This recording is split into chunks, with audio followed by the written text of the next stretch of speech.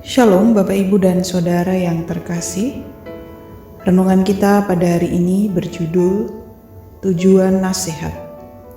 1 Timotius 1 ayat 5-6. Tujuan nasihat itu ialah kasih yang timbul dari hati yang suci, dari hati nurani yang murni, dan dari iman yang tulus ikhlas.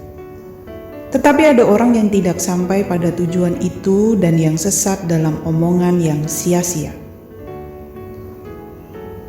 Pendekatan mana yang lebih efektif untuk menegur orang yang melakukan kesalahan? Apakah pendekatan struktural atau pendekatan kultural? Apa sih bedanya? Pendekatan struktural menggunakan kekuasaan dan jabatan untuk menegur dan memberi instruksi. Sedangkan pendekatan kultural mengedepankan dialog dan nasihat kepada orang yang melakukan kekeliruan. Teguran dan instruksi memang akan segera menghasilkan kepatuhan. Namun tak jarang orang yang menerimanya akan merasa disudutkan atau disalahkan. Sebaliknya, dialog dan nasihat memang membutuhkan proses.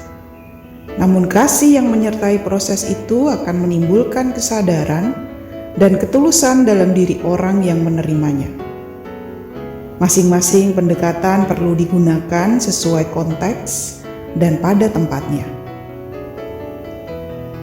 Sebagai seorang pemimpin jemaat yang masih muda, memang Timotius perlu menerapkan pendekatan kultural untuk membina jemaat.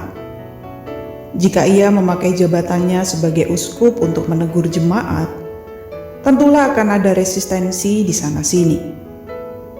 Karena itulah Paulus dengan bijaksana mengharapkan Timotius untuk menasehatkan beberapa orang di jemaat itu untuk konsisten pada ajaran para rasul Kristus.